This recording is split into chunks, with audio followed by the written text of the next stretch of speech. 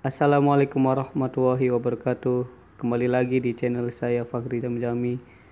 Kali ini saya akan menceritakan sejarah, adat, dan budaya yang ada di tatar tanah Sunda dan di tatar tanah Jawa. Sebelum Anda menyaksikan kelanjutan ceritanya, jangan lupa ya guys, klik subscribe-nya dan like, bagikan. Oke, jangan lama-lama lah, lanjut aja ke ceritanya. Semoga menambah ilmu dan manfaat. Asal-usul Desa Balerante, Palimanan. Ketika Prabu Siliwangi berkuasa di Kerajaan Pajajaran, banyak kerajaan kecil sebagai bawahannya seperti Istana Krapyak, Jatiragas yang terletak di ujung kaki Gunung Ciremai di sebelah timur Gunung Kromong yang masih dikelilingi hutan belantara. Istana Krapyak Jatiragas mempunyai ciri tersendiri, yaitu adanya sebuah pohon jati yang dililit pohon tumet. Pohon jati tersebut tidak memiliki sehelai daun pun dan terlihat kering. Ragas bahasa Jawa. Namun pohon jati tersebut tidak mati dan konon masih berdiri tegak hingga sekarang. Istana Krapyak Jatiragas secara turun-temurun digunakan sebagai tempat bertapa dan tempat belajar ilmu kanuragan, baik oleh para putra raja, kerabat raja, dan gegeden pembesar istana. Ki Syekh Demang Kelaras adalah guru dan sesepuh yang terkenal di perguruan Istana Krapyak Jatiragas. Pada waktu mudanya ia bernama Hasan Basari dan mendapat kedudukan sebagai Demang. Keraton Pajajaran di antara para catrik atau santrinya yang setia adalah Ki Pendil, Ki Saleh, Ki Siriyam, Ki Daris, Ki Sareh, Ki Wasid, Ki Kemid, Ki Ahmad, Ki Mulangi. Kesembilan muridnya yang setia itu tergolong orang yang pinilih dan memiliki kesaktian. Mereka adalah cikal bakal terbentuknya padukuhan.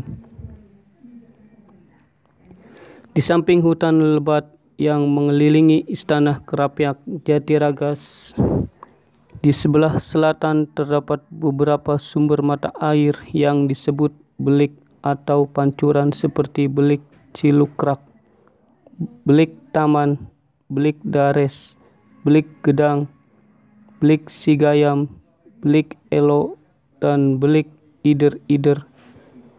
Belik-belik tersebut mengalir ke sungai atau kali Cilikuak dan bertemu dalam satu aliran sungai Kali Tarung atau disebut Kali Kedawung. Dalam wangsit Prabu Siliwangi yang disampaikan kepada Ki Demang Kelaras dan rakyatnya, disebutkan bahwa kerajaan Pajajaran akan musnah dengan adanya perubahan agama dan pemerintahan.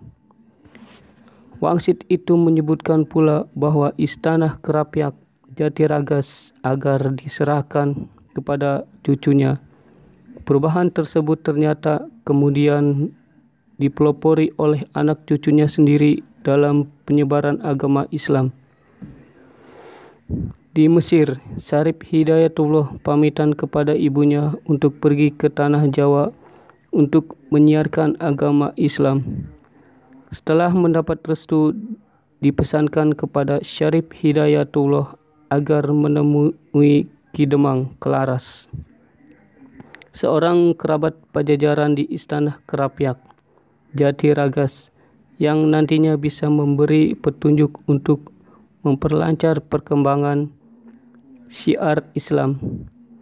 Setibanya di Jawa, Syarif Hidayatullah bertemu dengan uaknya yang bernama Ki Cakrabuana atau Ki Kuwu Cirebon II di Peguruan Agama Islam Gunung Jati.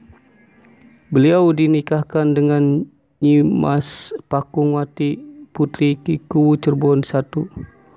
Dengan wali nikah Ki Kuwu Cirebon II, mas kawinnya berupa kedudukan Sultan Cirebon, pemberian nama uaknya yang sekaligus sebagai ramah mertua. Setelah mendapat gelar Sultan Cirebon, Syarif Hidayatullah menuju Istana Krapyak Jatiragas sebagaimana dipesankan ibundanya untuk menemui Ki Demang Klaras. Di istana tersebut, Syarif Hidayatullah ditemani secara kekeluargaan dari banyak hal yang diperbincangkan. Ki Demang Klaras juga menyampaikan wangsit Prabu Siliwangi bahwa Istana Krapyak Jatiragas mesti diberikan kepada Syarif Hidayatullah. Sejak saat itu, Ki Demang Klaras beserta penduduknya menerima ajaran Islam dari Syarif Hidayatullah. Sebagai tanda persatuan dibuatlah balai tempat bermusyawarah, di mana keempat tiang balai tersebut dikelilingi rantai. Sampai saat ini daerah tersebut dikenal dengan nama Desa Balai Rante. Wallahu a'lam bishawab. Nama-nama kuwu atau kepala desa Balai Rante yang diketahui: 1. Haji Raswi, memimpin dari tahun 1882 sampai 1902. 2. Haji Dulmanan, memimpin 1902 sampai 1914. 3. Haji Muntab, 1914 sampai 1924. Rebangi, 1924 sampai 1932. Haji Saleh, 1032 sampai 1934. Salib, 1934 sampai 1935. 7. Mustari, 1935 sampai 1943. 8. Kama, 1943 sampai 1961. 9. Barnawi, 1961 sampai 1967. 10. Sujasi, 1967 sampai 1970. 11. PJS Dahlan, 1970 sampai 1973. PS Sauki, 1973 sampai 1986. 13.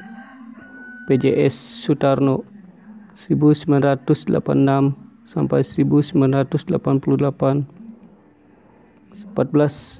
Partaman, 1988. DST Sumber Sejarah Cirebon. Sesungguhnya segala kebaikan itu datangnya dari Allah Subhanahu wa Ta'ala, dan bila ada salah kata dan hilaf dari saya, mohon dimaafkan. Terima kasih. Wassalamualaikum warahmatullahi wabarakatuh.